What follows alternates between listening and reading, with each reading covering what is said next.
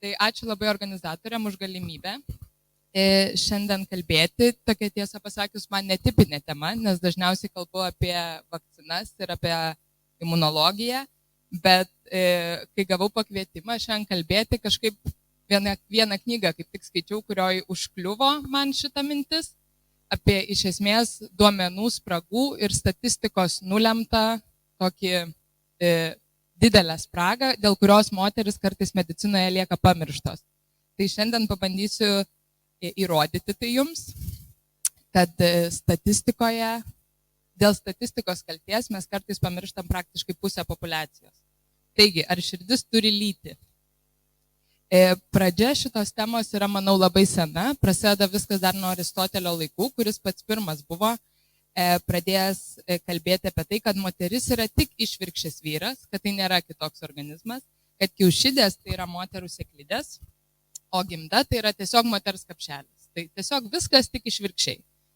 Ir vyro kūnas tuomet buvo laikytas idealiu ir moters kūnas manoma, kad niekada negalės to idealumo pasiekti dėl, visų pirma, elementarių anatomijos skirtumų.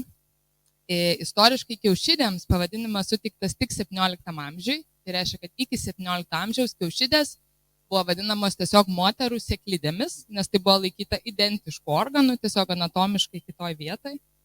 Ir iš esmės iki pat šių laikų, ypatingai medicinoje, bet ir visose kitose srityse, žmogus pagal nutylėjimą yra vyras, o moteris lieka kažkur paraštėse.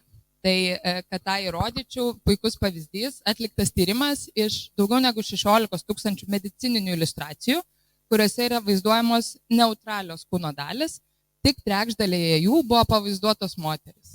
Ir to puikus pavyzdys yra, čia aš pati elementariai Google įvedžiau anatomijos atlasų viršelius ir matot, kad visose iš jų iš esmės yra neutralūs kūnai, ar ne, tai yra vyriški kūnai. Nė vieno iš jų nepuošia moters kūnas. Tai kaip yra iš tiesų? Ar iš tiesų tik išvirkščias vyras? Tikrai ne. Skirtumai tarp vyrų ir moterų randami kiekviename žmogaus kūno audinyje ir kiekvienoje organų sistemoje. Iš esmės skiriasi netgi pamatinė širdies darbo mechanika, plaučių tūris, imuniteto veikla, kraujo baltymų sudėtis, skausmo signalo perdavimas, su kuo atlikta nemažai tyrimų ir tikrai įrodyta, kad moteris skausmui yra mažiau jautrios, tai reiškia, kad jų skausmo slenkstis yra aukštesnis. Manoma, kad taip yra tam, kad moteris galėtų gimdyti ir iškęsti gimdymo skausmus, bet žinoma, tai to neįrodysim, galime tik hipotezę tokią kelti.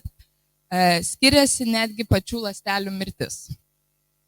Kodėl skiriasi imuniteto veikla? Apie tai taip pat yra nemažai idėjų, man artima šita tema, nes domintis vakcinologija ir imunologija, daug su tuo susiduriam ir dabar tikrai yra nemažai įrodymų, kad daugelis vakcinų veikia netgi skirtingai moterų ir vyrų organizmuose, nors apie tai anksčiau duomenų nebuvo rinkta, bet imunitetas dabar manoma, kad moterų veikia visiškai kitaip dėl to, kad yra prisitaikęs išnešioti kūdikį, nes įsivaizduokim, nėštumo metu užsimezgęs vaisius moters organizme iš esmės yra svetimkūnis moters organizmui ir moters imunitetui. Ir jeigu imunitetas veiktų lygiai taip pat, jeigu moters imunitetas veiktų lygiai taip pat, kaip veikia vyro, tai su tuo antikūnu tiesiog reikėtų kovoti ir jį sunaikinti. Tai moters imunitetas turi veikti visiškai priešingai, jis turi suprasti, kad tai yra vaisius, kurį kaip tik reikia saugoti. Ir dėl šių priežasčių imunitetas reaguoja labai skirtingai tiek į ligas, pavyzdžiui, tos pačios autoimuninės ligos, kuriomis apskritai serga beveik 10% populiacijos, tai yra tikrai nemaži skaičiai, bet iš tų 10%, 80% yra moteris. Tai reiškia, kad moterų imunitetas gerokai dažniau daro klaidas ir suserga autoimuninėmis ligomis, bet autoimuninių ligų gydymo tyrimuose, kaip ir visose kitose klinikiniuose tyrimuose, dauguma tyriamųjų yra vyrai. Tai tą to ir pamatysite. Bandžiau taip truputį arčiau kardiologijos ir širdies sveikatos parinkti pavyzdžius, bet tikrai tų pavyzdžių yra iš visiškai įvairiausių medicinos sričių. Tai, tyriant endovaskulinės okliuzijos prietaisus, tyriamųjų moterų buvo 18%. Endovaskulinės okliuzijos prietaisai, suprantat, kad yra naudojami tikrai nepriklausomai nuo lyties ir indikacija nėra nei kad vyrams dažniau naudojami būtų, nei kad moteriams. Tai realiai turėtų būti tyriamoji imtis atitinkanti populiacija mūsų, kas yra beveik 50-50. Tuo tarpu klinikiniuose tyrimuose moterų yra gerokai mažiau. Tyrant koronarinius stentus, lygiai taip pat moterų tik 32%. Ką parodysiu vėliau, kad koronarinis stentavimas ir miokardo infarktas yra ne tik, kad ne vienodai dažnai nutinka vyrams ir moterims, bet moterims dabar yra įrodymų netgi dažniau. Kai tuo tarpu tyrimuose tik trečdalis tyriamųjų yra moteris. Bet yra gerų žinių, tyriant veido raukšlių lyginimą, 92% moterų dalyvavo, čia jau aišku vyrai gali skūstis, kad galbūt ir jie norėtų veido raukšlių lyginimą atlikti, o nėra ištirta pakankamai gerai jų populiacijoje. Labai didelė problema ir labai nemažai dabar yra duomenų apie generinių vaistų tyrimus, nes iš esmės tam, kad patvirtinti generinį vaistą, užtenka įrodyti, kad jis yra neprastesnis nei originalus vaistas. Ir tam užtenka tyrimų su jaunais sveikais vyrais. Faktas, kad farmacinės kompanijos neinvestuoja ten, kurioms yra neprivaloma ir tyrimų su platesniem tyriamųjų grupėmis neatlieka. Tai generiniai vaistai tikrai manau, kad dauguma praktikuojančių gydytojų žino ir iš praktikos. Labai dažnai generinis vaistas veikia visiškai ne taip, kaip originalus vaistas. Ir reikėtų nepamiršti, kad moterims generiniai vaistai ypatingai dažnai gali sukelti pašalinės reakcijas ir pašalinius poveikius, ar net iš vis būti neveiksmingi, nes iš esmės jie moterų populiacijoje yra netirti. Jeigu moteris ir įtraukiamos į klinikinius tyrimus, tai yra labai daug išlygų, žvaigždučių dažniausiai tokių mažų šriftų apačioje, kad moteris klinikiniuose tyrimuose tyriant vaistus gali dalyvauti ankstyvoje menstruacijų ciklo fazėje. Tai iš esmės tada, kada lytinių hormonų yra mažiausiai ir kada moteris yra labiausiai panašiai į vyrą. Tam, kad tai yra grindžiama tuo, kad hormonai lytiniai nedarytų įtakos tyrimų rezultatams, kas teoriškai laboratorijos lygmenyje atrodo logiška, ne? Bet realiame gyvenime moteris geria vaistus visose menstruacinių ciklų fazėse. Ir labai dažnai poveikis vaisto menstruacinio ciklo fazėje gali kisti. Ir apie tai tikrai retai pagalvoja tiek farmakologai, tiek ir gydytojai, pamirždami, kad vienas vaistas vienas savaitės moteriai gali veikti, kitas savaitės dėja, bet gali neveikti ir tai yra absoliučiai normalu. Grinai farmakologiniai tyrimai atliekami laboratorijose, lygiai taip pat skiria pirmenybę pelių patinėliams dėl lygiai tų pačių priežasčių, iš esmės dėl hormoninių skirtumų ir 90% iš visų farmakologijos straipsnių aprašo tyrimus atliktus tik su pelių patinėliais ir tik 10% įtraukia ir moteriškos lyties peles. Dar vienas puikus pavyzdys yra širdies resinchronizacija, tai yra iš esmės implantuojamas širdies defibriliatorius, kuris padeda, jeigu širdies darbo ciklas užtrunka per ilgai, jis defibriliuoja širdį ir padeda jai nesustoti, taip sakykime.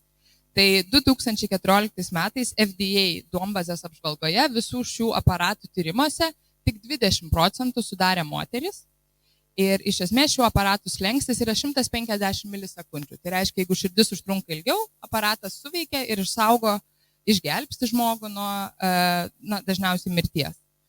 Pagal atliktą metaanalizę 2014 metais moterų slengstis yra mažesnis ir moterims implantavus šį aparatą jau su trumpesniu ciklu, tai yra nuo 130 iki 149 milisekundžių, išvengta daugiau negu 70% mirties atvejų.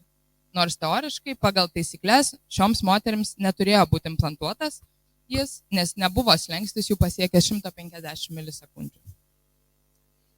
Dirbtinė širdis 2013 metais garsiai nuskambėjusi, jau 2013 metais pirmą kartą implantuota, žinoma vyrui, iš esmės dėl to, kad yra tiesiog per didelė daugumai moterų, nes pagal savo dydį ji tinka beveik 90% vyrų ir dėja tik mažai daliai moterų.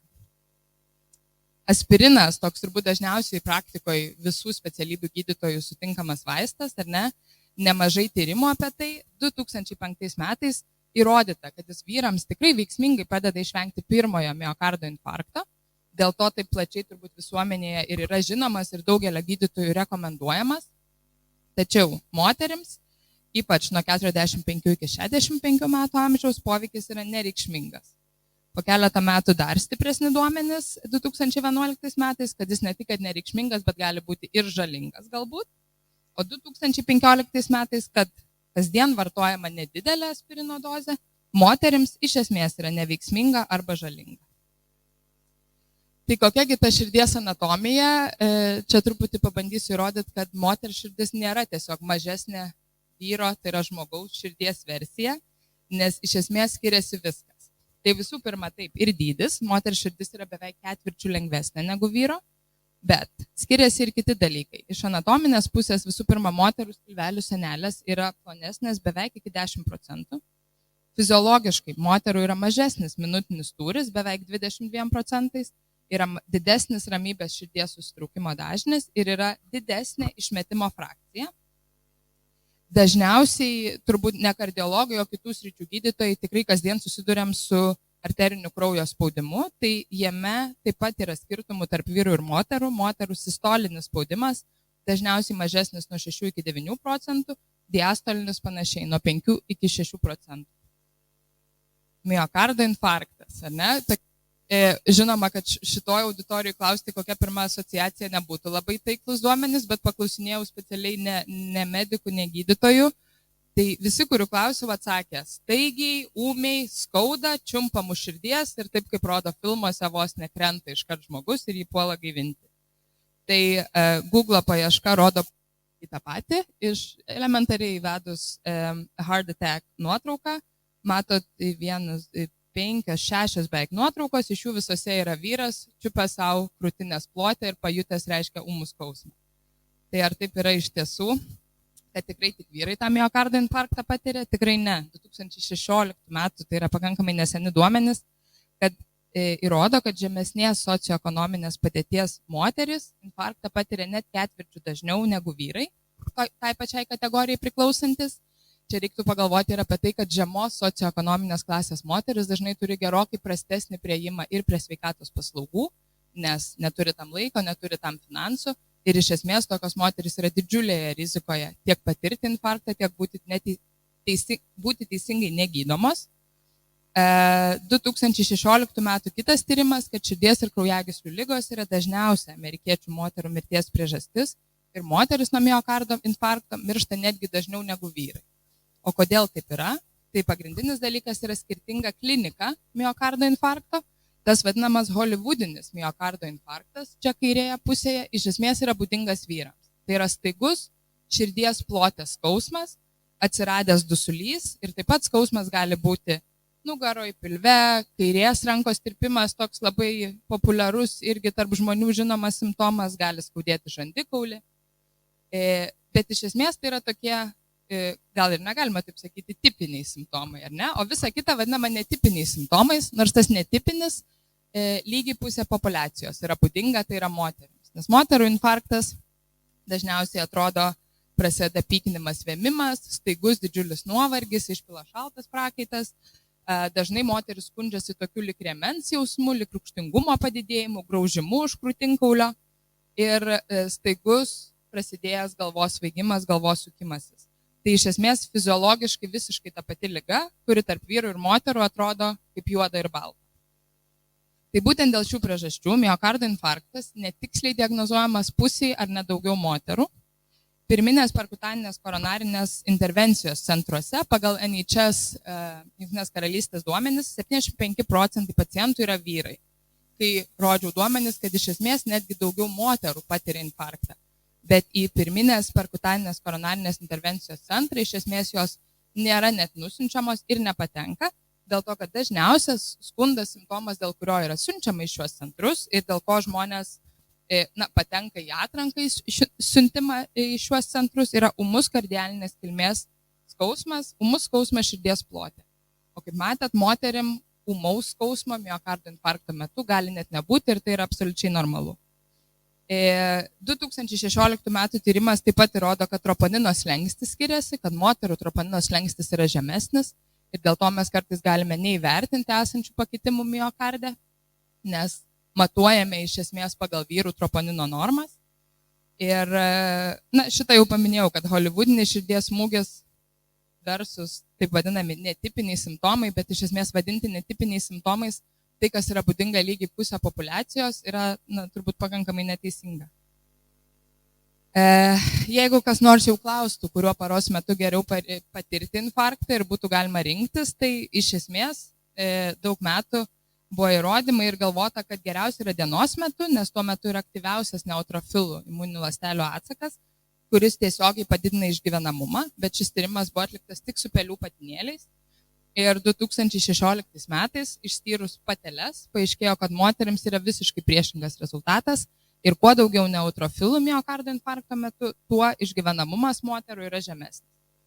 Taigi dieną patirti infarktą rekomenduojama tik vyrams, moterims geriau kitų paros metu. Ir kokia mano žinutė į namus šiandien po visų šitų gąsdinimų, kad ne viskas taip blogai, tikrai yra labai nemažai duomenų dabar jau konkrečiai tyriančių moteris, moterų fiziologiją, menstruacinio ciklo įtaką tiek vaistų vartojimui, tiek jų veikimui, tai ateitis šviesi, bet klinikinėme mūsų darbe tikrai reikėtų kasdien nepamiršti, kad moterų ir vyrų miokardo infarktas atrodo visiškai kitaip, kad reikėtų atkreipti dėmesį į generinių vaistų veikimą moterims, nes tai gali būti visiškai kitoks veikimas nei vyrams ir nei originalus vaistas. Reikėtų dažniau ir aktyviau klausti moterų apie jų jaučiamus pašalinius poveikius, nes galbūt žmonės, moteris dažnai net nepagalvoja, kad tai yra vaisto pašalinis poveikis ir jo neturėtų būti. Ir pabandyti mums visiems įsisąmoninti, nors visą laiką universitete, turbūt ir rezidentūrai girdėjom kitaip, bet kad žmogaus kūnas nėra lygus vyro kūnui pagal nutylėjimą. Kad žmogaus kūnas lygiai taip pat yra ir moters kūnas.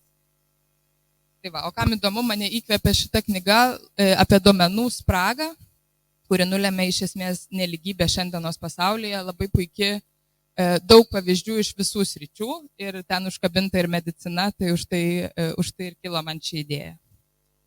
Tai ačiū labai uždėmesi.